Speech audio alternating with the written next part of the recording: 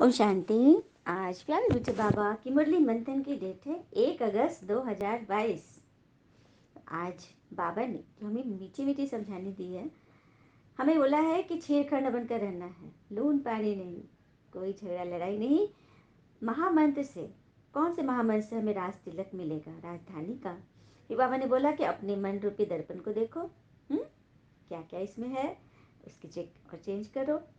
फिर बाबा ने बोला पुण्य आत्मा की दुनिया स्वर्ग थी, स्वर्ग कहाँ है ये किसी को पता नहीं, तुम बच्चे जानते हो तो तुम्हारा फर्ज है सबको बताओ। और फिर संन्यास पर बाबा ने बोला कि वो साधु लोग तो कर्म संन्यास कर लेते, जबकि कर्म के बगैर तो कुछ नहीं होता। फिर बाबा ने बहुत अच्छे से क्लियर किया। फिर बाबा ने कहा कि तुम्हें गृहस्थ व्यवहार में रहते कमल फूल समान बनना है। रावण राज कब से शुरू होता है इसको बाबा ने क्लियर किया। और मंदिर में मूर्तियाँ काली क्यों दिखाई, हमेशा बाबा इसको समझाते, आज फिर बाबा ने समझाया। बाबा जौहरी था, सोना में खाद पड़ती है तो उसको कैसे पावन किया जाता है, अग्नि में डालते हैं ना। तो योग अग्नि को बाबा ने इस पर श्रीमत दी है। और बाबा कह रहे मैं आया हूँ तुम्हें श्रेष्ठ बनाने, तो बच्चों को बहादुर बनना है। जब भगवान रक्षक के रूप आपके सामने है, हाँ, तो कोई आप पे कुछ बुरा भला बोले तो आपको नहीं लगेगा। इसको बाबा ने क्लियर किया है। बहुत प्यार से काम निकालना है, क्रोध से नहीं। आत्मा में जो खाद पड़ी है उसे बहादुर बनकर हटाना है, डरना नहीं है। सर्व कर्मेंद्रियों को लॉ प्रमाण, लॉ और ऑर्डर प्रमाण हम कैसे चलाएंगे और मास्टर सर्वशक्तिवान बनेंगे, इसको बाबा ने वरदान उसके विस्तार में क्लियर किया। समय पर सर्वशक्ति को कार्य में लगाना है, मास्टर सर्वशक्तिवान बनने की विधि। चलिए हम सभी डिटेल में बाबा से सुनते हैं। बाबा ने कहा मीठे बच्चे, बाबा जो ज्ञान की मीठी मीठी बातें सुनाते हैं वह धारण करनी है। बहुत मीठा छीरखंड बनकर रहना है, कभी लून पानी नहीं होना है। तो ज्ञान की मीठी मीठी बातें सुनाते बाबा किस लिए, ताकि हम मीठे रहें, है ना। कहते हैं ना कि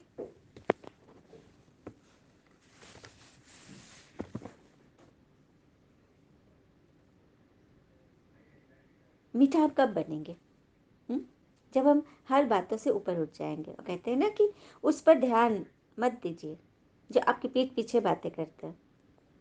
बस सीधा यह सोचिए कि उनकी नज़र में हम बहुत आगे हैं, तभी तो हमारी चर्चा करते हैं। तो हर बात में मीठा रहना। प्रश्न, किस महामंत्र से तुम बच्चों को नई राजधानी का तिलक मिल जाएगा। तो बाबा इस समय हम बच्चों को महामंत्र देते हैं, मीठे लाडले बच्चे बाबा और वर्षे को याद करो। घर गृहस्थ में रहते कमल फूल समान रहो तो राजधानी का तिलक तुम्हें मिल जाएगा। दूसरा प्रश्न, कहा जाता है जैसी दृष्टि वैसी सृष्टि, यह कहावत क्यों है। तो इस समय के मनुष्य जैसे पतित है, काले हैं, ऐसे अपनी पूजा आत्माओं को, लक्ष्मी नारायण राम सीता को, शिव बाबा को भी काला बनाए उनकी पूजा करते हैं। समझते इनका अर्थ क्या है।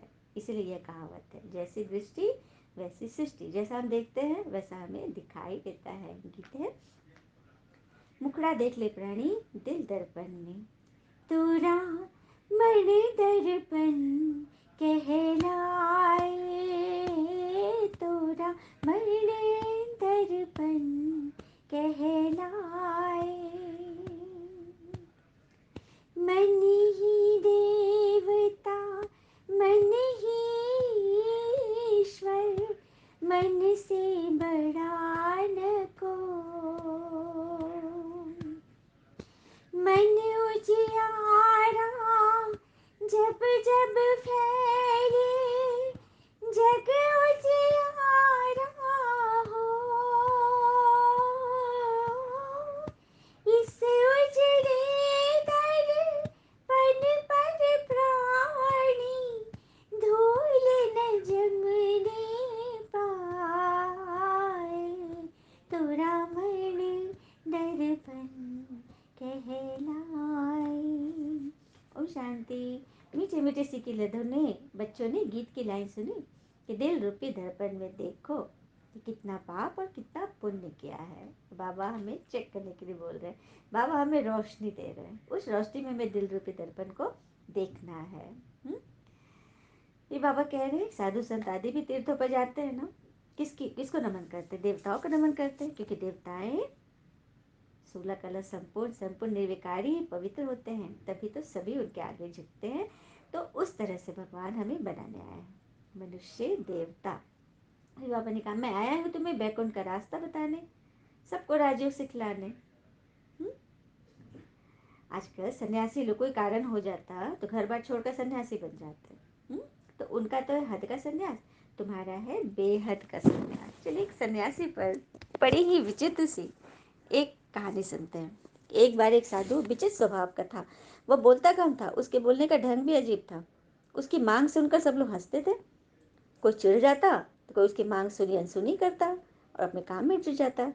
तो साधु पुकारता क्या था? साधु बोलता था हर दरवाजे पे जाकर, माई अंजलि भर मोती देना, ईश्वर तुम्हारा कल्याण करेगा, भला करेगा। तो जितने भी दरवाजे पे जाते स्त्रियाँ भी चकित हो जाती कि मोती कहाँ से दे। कोई कहता कि पेट भरने के लाले पड़े हैं, आपको मोती कहाँ से दे? हाँ, आप जाओ किसी राजमहल में जाके मोती मांगो। ऐसे करके लोग उसको टरका देते थे।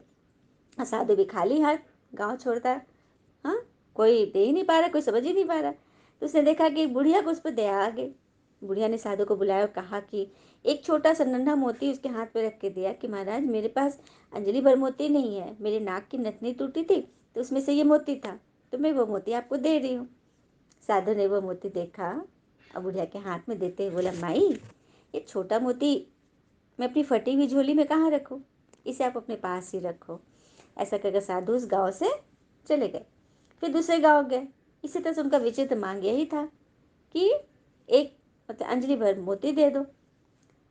गांव में कोई नहीं समझ पाया, हर घर से वो खाली।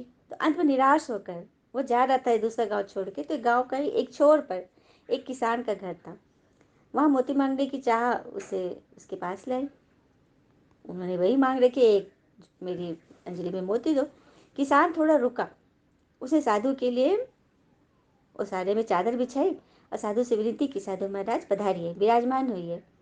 हाँ, और मुड़ अपनी पत्नी से आवाज़ दी कि लक्ष्मी बाहर महाराज जी आए हैं, इनके दर्शन कर लो। किसान की पत्नी तुरंत बाहर आई।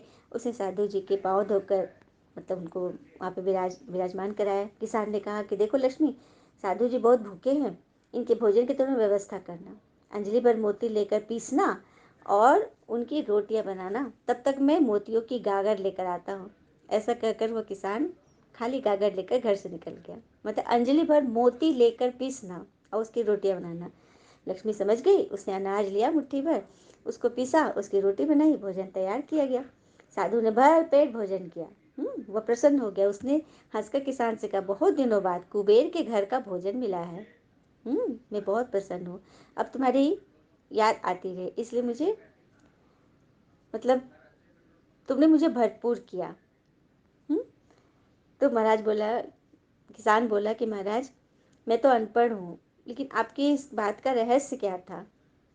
विचित्र मांग पूरी करने में मतलब साधु जी बोला कि ये मेरी विचित्र मांग, मैं ये देखना चाहता था कि किसके पास जो जो जो व्यक्ति फसल के दानों, पानी की बूंदों और उपदेश के शब्दों को मोती समझता है, वही मेरी दृष्टि में सच्चा कुबेर का घर है।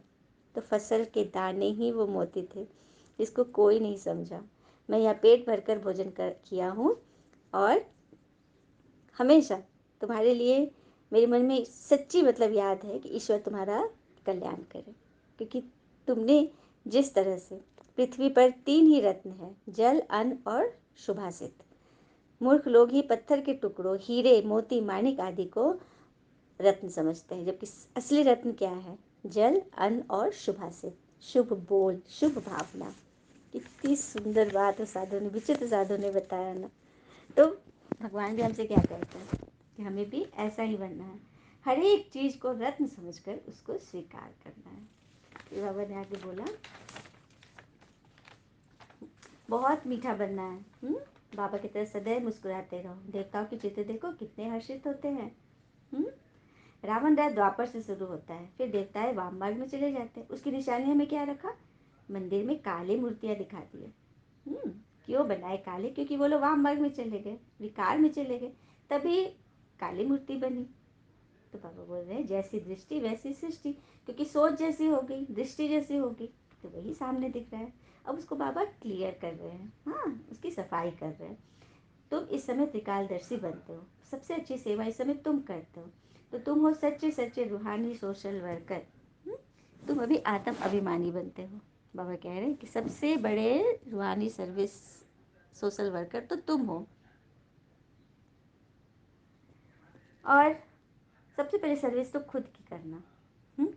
अपनी करना, क्योंकि कहते हैं ज़िंदगी में ऐसे इंसान पर कभी जुल्म मत करना जिसके पास पुकारने के लिए परमात्मा के अतिरिक्त कोई न हो। हमेशा मीठा बनो, किसी पर भी जुल्म नहीं करना, किसी से भी दुखी नहीं होना, अपने आप को हमेशा संभाल के रखना, समेट के रखना। बाबा आए ही है श्रीमत देने, श्रेष्ठ बनाने। याद की अग्नि से खाद निकलेगी और कोई उपाय नहीं है। यदि जीवन में कोई विघ्न आ रहे हैं, हाँ, तो याद की अग्नि से ही वो खाद पिघलेगी। बच्चों को बहादुर बनना है, डरना नहीं है। जिनका रक्षक खुद भगवान बैठा है, उनको किससे डरना है? तुम्हें कोई श्राप आदि क्या देंगे? कुछ भी नहीं। अच्छा, मीठे मीठे बच्चों प्रति भगवान के नमस्ते। हम बच्चे के भी प्यारे बाबा को नमस्ते। धारणा के लिए मुख्य सार, पहले पॉइंट, कोई भी काम प्यार से निकालना है, क्रोध से नहीं। बाबा की याद में सदा हर्षित रहना है, सदा देवताओं जैसे मुस्कुराते रहना है। दूसरी पर, आत्मा में जो खाद पड़ी है वो याद की अग्नि से निकालनी है, विकर्म विनाश करने हैं, बहादुर बन सेवा करनी है, डरना नहीं है। वरदान, सर्व कर्मेंद्रियों को लॉ और ऑर्डर प्रमाण चलाने वाले मास्टर सर्वशक्तिवान भव। सर्व कर्मेंद्रियों को लॉ और ऑर्डर प्रमाण चलाने वाले मास्टर सर्वशक्तिवान बनो। तो मास्टर सर्वशक्तिवान राजयोगी वह है जो राजा बनकर अपनी कर्मेंद्रिय रूपी प्रजा को लॉ और ऑर्डर प्रमाण चलाए। जैसे राजा राज दरबार लगाते हैं, ऐसे आप अपने राज्य कारोबारी कर्मेंद्रियों की रोज दरबार लगाओ और हालचाल पूछो कि कोई भी कर्मचारी अपोजिशन तो नहीं करते हैं। ये कर्मेंद्रिय हमारी कर्मचारी है। और आत्मा के मंत्री कौन है? मन बुद्धि संस्कार। उनके अनुसार काम करना है। उस मन बुद्धि को भगवान की याद में श्रीमत के अनुसार चलाना है कि कोई कर्मेंद्रिय मेरी कर्मचारी धोखा तो नहीं दे रही, आँख नाक मुँह कान अपनी मर्जी से तो नहीं चल रहे, सब पर कंट्रोल है। तो जो मास्टर सर्वशक्तिवान है उन्हें एक भी कर्मेंद्रिय कभी धोखा नहीं दे सकती। स्टॉप कहा तो स्टॉप। मन फंस रहा है, दर्द में है, कोई बात सोच रहा है, हाँ, क्वेश्चन में है, हलचल में है, स्टॉप कहो और वो स्टॉप हो जाए। इसे कहते हैं मास्टर सर्वशक्तिवान। तो सभी है ना मास्टर सर्वशक्तिवान? हाथ उठाकर दिखाए बाबा को। स्लोगन, समय पर सर्वशक्तियों को कार्य में लगाना ही मास्टर सर्वशक्तिवान बनना है। हमारे पास शक्तियाँ हैं, वो कहानी भी याद आती है ना। एक व्यक्ति सड़क से कहीं जा रहा था, बैंक से बहुत पैसा निकाल के, उसके पास एक गन भी था। चोर लुटेरे आगे, उनके पास चाकू था, वो लोग डरा करके उसको सारा कुछ ले लिया और घर गया, पत्नी को बोला देखा मैंने बहुत बहादुरी की। पत्नी बोले क्या?